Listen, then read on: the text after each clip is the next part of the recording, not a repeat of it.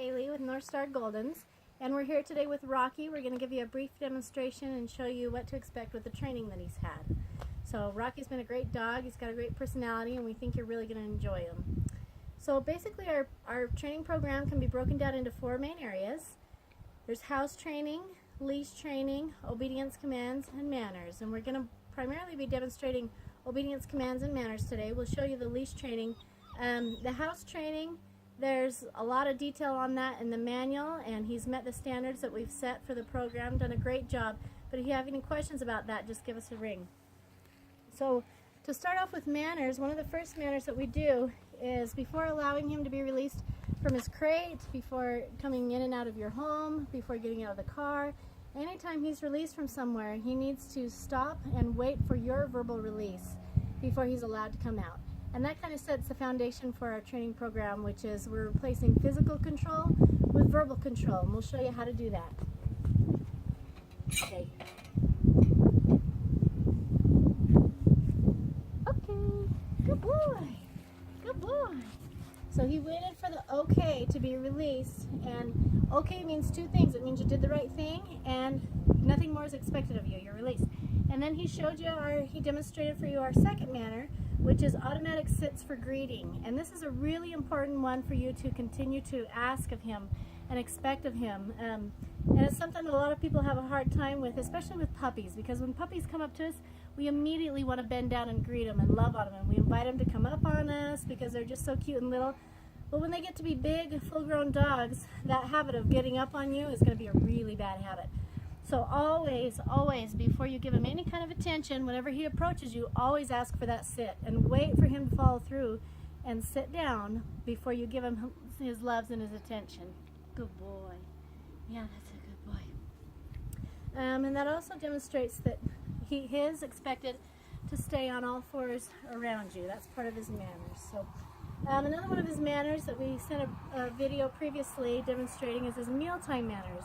And you're going to be feeding him twice a day anyway until he's adult, then probably once a day. But always ask for him to sit and hold a stay and wait for that verbal release before he's allowed to go and eat. And again, this just gets him focused on you. When his butt goes down, his eyes come up to you, and he's looking to you for direction. He's planted, he's not moving around, and he realizes that doing what you want him to do is the fastest way to get what he wants. It kind of rearranges his brain instead of just going directly after what he wants all the time. And that's called, that's self-control, and he's come a long way with that and done a really great job. So make sure you continue to ask for that, okay? Another one of his manners is a soft mouth. And we've taught him to be very gentle and to use his lips and his tongue to take food and toys and things out of your fingers as opposed to his teeth. And the cue for that, if he ever needs a reminder for whatever reason, is gently. Just to say gently, gently, and expect him to hold back on his bite and to be very soft and use his tongue and his lips to take food and toys from your hand as opposed to his teeth. And that kind of leads into one other thing with manners. Something that I really recommend with kids and families is whenever children or even you or anybody is playing with your puppy, make sure you use toys a lot, because dogs and puppies especially are very oral by nature and they need to get their mouth on something. And so if you've got a toy, then you've got a very natural thing for them to put their mouth on, an appropriate thing, and they're not tempted to grab feet or clothing or hands or ankles or anything like that. Hi, you want it? You want it, Rocky? You want the toy, huh? Another one of his manners is to release things on command. Drop it. Good boy. I don't know how good of a shot you saw of that, but you want him to actively open his mouth and release things into your hand, as opposed to getting in the habit of pulling things out of his hand, or out of his mouth, which is a really bad habit. So always ask for a drop it, and if he's really excited, sometimes they want to just hang on to it. Just wait. Just wait. Ask for the drop it and wait for him to open his mouth and release it to you. And good boy. Always expect him to do that. He's done a great job with that as well. So that pretty much covers it for our manners. Good boy. Now we're going to go through our obedience commands. We're going to show you come, sit, stay, down, down, stay. Watch me and drop it, okay? Come. Come. Okay, good boy. Okay, good boy.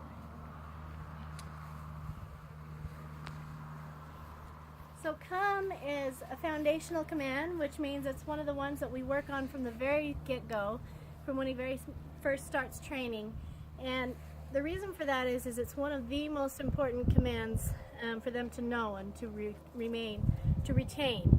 And funny enough, it's usually the first command that people tend to kill. And the reason for that is we usually don't call our dog to come to us unless we're doing something they don't like it's time to finish playing with whatever you're playing with, or get away from whatever you're doing, or looking at the cat or whatever. And so they quickly learn that when you say come, to think about it, whether it's going to be worth or not, and maybe bolt the other direction, which is what we don't want them to do. So there's a couple things that I recommend that you do. Look at you all perked up. To maintain the integrity of that come command. One of them is to use the rule of 10 to 1.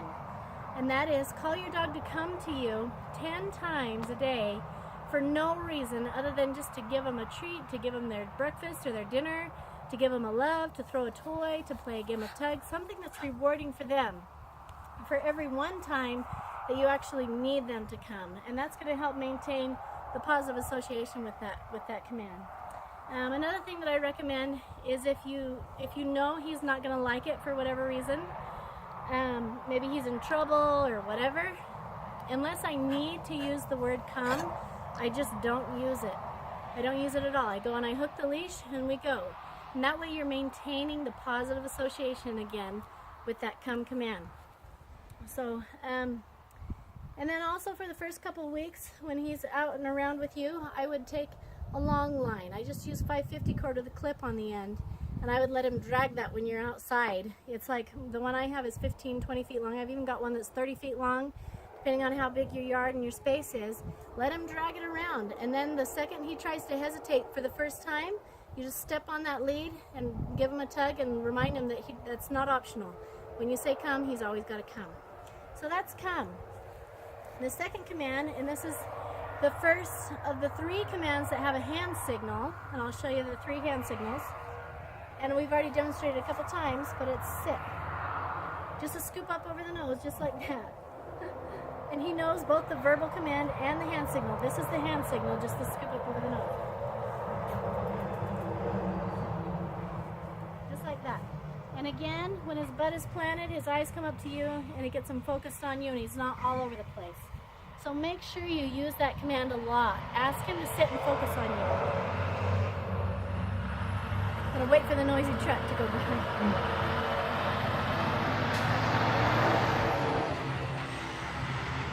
Okay, so sit, that's the first of the 3 hand signals. The second hand signal is a stay. Just make a stop sign with your hand, just like that.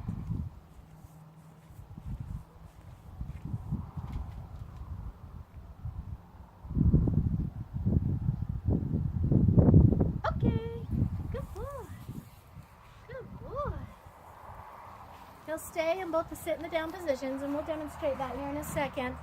And we kept it fairly brief today, but he's got a phenomenal puppy stay for a puppy. Puppies have very short attention spans. And a lot of times when a dog goes home, the families are very satisfied with that, and that's all they ever expect, and that's all you're ever going to get.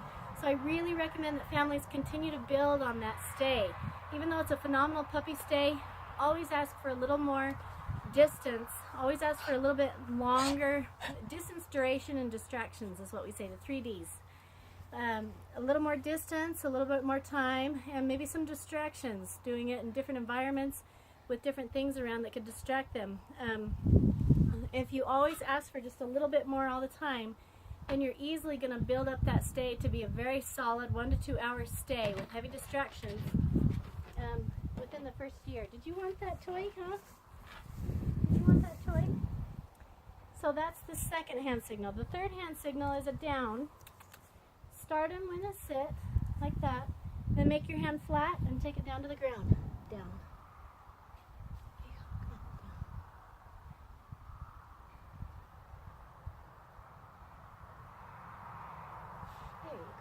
boy. Stay.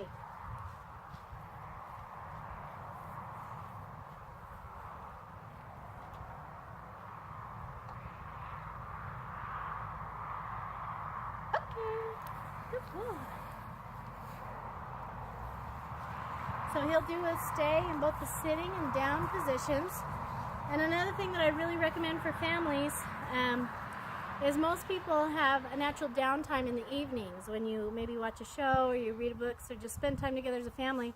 A really good obedience habit, what do you have there, hairball? Is to ask your dog to do a down stay on his bed and have a hold of the leash and just hold on to his leash and ask him to build that up a little bit every day. Just ask for a little bit more time. And if you can get a really solid, long-term down stay on his bed, that is an excellent obedience habit for him to have in keeping him oriented to you. Oops. Okay, so we've done come, sit, stay, down, down, stay.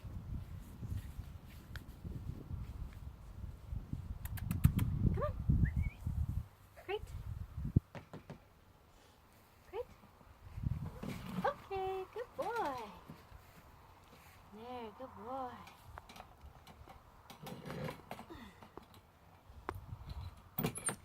So he'll go into his crate on command, and if he ever hesitates for whatever reason, just give a little tap on the crate like that, or even toss something in, and he'll run right in.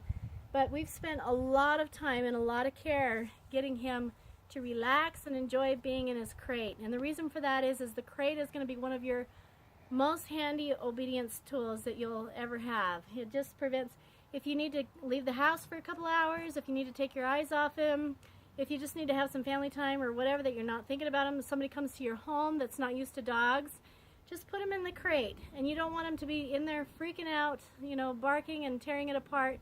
And so that's why we've done the crate training and put so much time and effort into crate training. And he'll crate for a solid 8 to 10 hours at night without needing a potty break. Having said that, watch him when he first gets home, because he'll be going through some stress and anxiety, and it's very common for them to get a loose stool when they first go home. So if he needs a potty break at night, by all means give him one.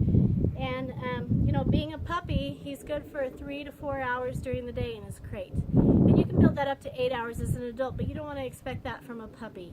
But he's done a great job in the crate, and so we really recommend that you continue to use the crate through at least the first year. And then again, before he's allowed to come out, he needs to wait for your verbal release. Okay, good boy, good boy. Watch me. Okay, good boy.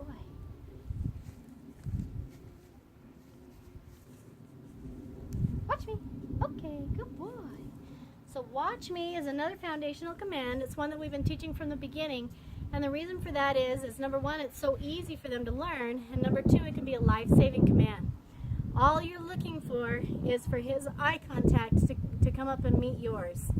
And, you know, if your dog's headed out into traffic, if he's chasing a cat, maybe if you drop something on the floor you don't want him to get, if you use the watch me command, it snaps his eyes away and quickly gets him looking at you, and then you can follow up with something else. You can say come or whatever, get him distracted by something else. But that can be a critical command, so I really recommend to families that they also use the rule of 10 to 1 with that command and practice it 10 times a day for no reason other than just to give him a little tidbit or a little game of tug or whatever, something that's rewarding for him. So when you do have that critical moment, he won't fail. And what makes Watch Me so powerful is the way dogs are designed psychologically is they're not like us as humans. Whatever they're thinking about is 100% where their eyes are. Wherever their eyes are is what they're thinking about. They are not capable of thinking about something and looking at something else at the same time. So if you have a tool that allows you to get their eyes very quickly, then you can essentially distract them from anything. And that's really powerful. So that covers our obedience commands. Let's briefly touch on leash training and what we've done with leash training. There's two commands that we use here with leash training. When you want him to go, we say let's go. And if he pulls ahead, we stop and say easy, and we expect him to put this slack back in the leash. But what we want with leash training is we want him on this loose leash, a short leash, to be walking on a loose leash and be keeping this J shape in the leash and paying attention to us.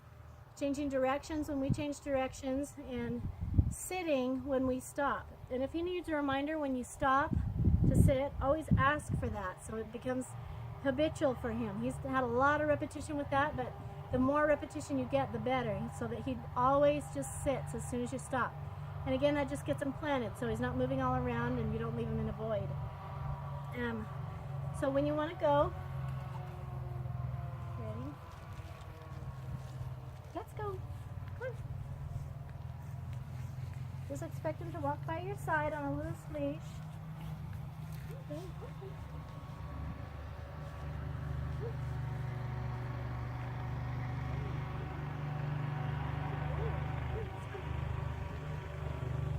Just like that. And then when you stop, ask for that sit, just like that. And you'll notice that I keep food on me, and I keep his attention on me with food. And absolutely, that's a very inconvenient thing to do. But if you're going to have a well-trained adult dog, we highly recommend you keep food or treats or toys or whatever on you for that first year. And that's really what it takes. And that's going to teach him that you're going to make obedience worthwhile to him every single time, so he doesn't even think about it. And what it's actually going to do is it's going to push these behaviors into muscle memory. So when you give the commands, his body's responding appropriately before he even has a chance to think about it. And that's really, really powerful. And then when they hit that year mark and they've had thousands of repetitions, then you can easily phase out the food, and you won't have to use that for the rest of his life. You can just give treats only occasionally, just to remind him that you'll make it worth his while and to say thank you. Which you find, huh? Anyway, but that's what you can expect with leash training. And if he pulls ahead and makes his leash tight, stop and say easy, and wait for him to put the slack back in the leash before you continue. Don't get in the habit of walking saying easy, easy, easy if he wants to pull ahead, because you're just going to teach him to push right through it. So we put a lot of time and effort with some heavy distractions into leash training, so make sure you continue to give the appropriate responses.